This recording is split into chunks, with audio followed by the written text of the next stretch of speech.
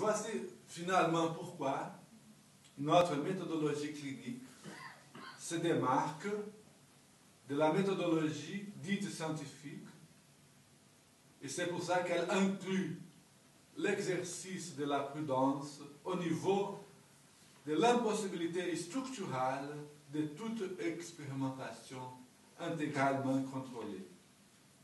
L'élément invariable que nous cherchons dans l'histoire clinique du sujet, à force d'être relative à sa position de jouissance singulière,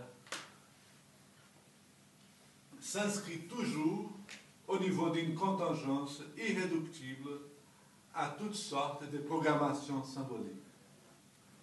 Si l'on se souvient alors que la science s'allie à la technologie dans la recherche d'instruments visant la production et la vérification des effets mesurables et passibles de codification, ce n'est pas étonnant de constater que l'industrie n'est pas encore osé lancer les divins high-tech, en dépit de toute pression commerciale de produire nouveautés. Il n'y a pas de divin high-tech, car on ne peut pas établir empiriquement, à partir des paramètres scientifiques et technologiques, ce que c'est qu'un type clinique référé au cheminement subjectif de la jouissance. Aucune technologie saurait nous aider à distinguer les cas typiques au sens où cet adjectif vient définir dans le champ de la science l'élément qu'on peut inclure dans une collection de cas qui exhibent un comportement prévisible.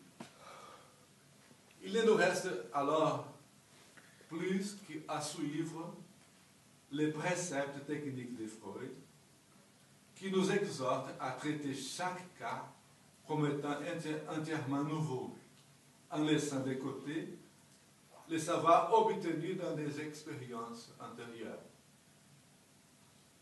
Oui, mais si on reste là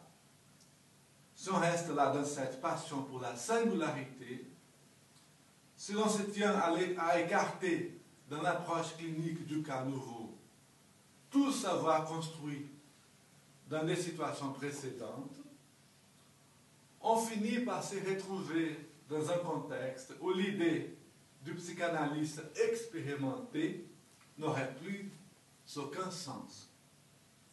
On n'est plus autorisé à se référer à l'idée du psychanalyste expérimenté tant qu'on garde la cohérence d'une orientation qui se soutient sur les cas de l'expérience accumulée. Et pourtant, nous sommes constamment conduits à reconnaître nolens-volens l'existence de quelque chose que nous nommons des psychanalystes expérimentés, sans savoir au juste ce que cette expression signifie. Quand je pense à Monique Ménard, je pense à un psychanalyste expérimenté sans que je sache ce que ça veut dire, cette expression. Psychanalyste expérimenté. Bon. Alors, on suppose tout au plus, de manière assez générique, qu'il doit s'agir de quelqu'un doté d'un savoir qui se manifeste au moment où l'élément contingent se présente au niveau de l'expérience clinique, selon la vertu qu'Aristote confère au personnage de l'homme prudent. On se souvient du même coup, en reprenant une fois de plus les commentaires de Pierre Robin, que le point de départ d'Aristote pour aborder la notion de l'homme prudent, désigné par le terme de phronimos, n'est pas celui d'une définition ou d'une essence abstraite dont il analyserait les déterminations possibles. De même que nous pouvons reconnaître l'existence du psychanalyste expérimenté dans sa conduite clinique, sans savoir au juste ce qu'on entend par ces termes-là, de même Aristote se sert du nom phronimos pour désigner les sujets prudents dans la singularité de son agir, sans pouvoir en définir la signification. Tout le monde connaît les phronimos, même sans savoir ce que c'est que la phronésis. Tout le monde connaît l'homme prudent, sans savoir ce que c'est que la prudence.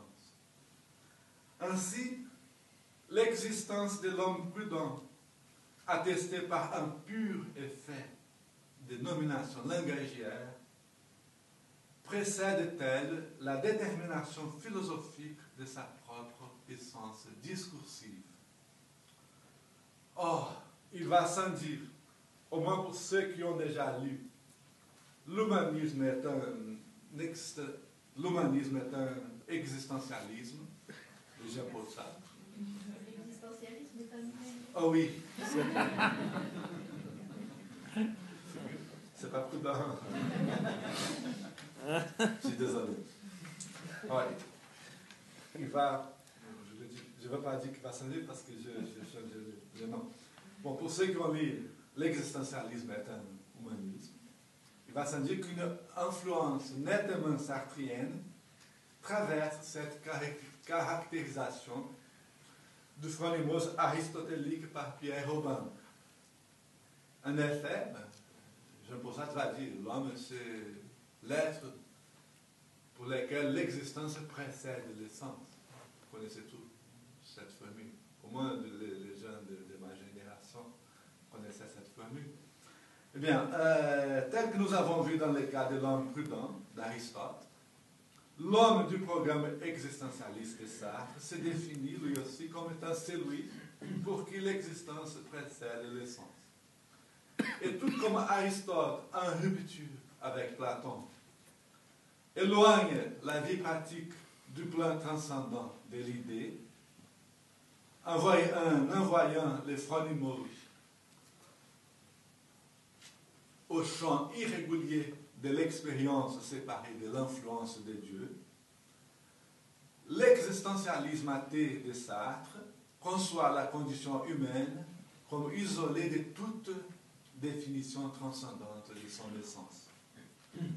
Du moment où il n'y a plus d'intellect divin contenant l'essence de l'homme, être judicieusement athée pour Sartre impose de soutenir que l'homme se définit par ce qu'il fait de lui-même. Privé de tout déterminisme présidant son comportement, l'homme existentialiste se trouve condamné à être libre, intégralement soumis à la responsabilité de son existence. Ceci dit, si Pierre Robin se permet à son tour de concevoir la phronésis aristotélique dans les termes textuels d'un intellectualisme existentiel, il dit ça à la page 51 de son bouquin sur la prudence chez Aristote, c'est pour indiquer que l'homme prudent, ainsi concis, ne retrouve qu'en lui-même les critères de son action, faute d'un ciel d'idées pour s'orienter.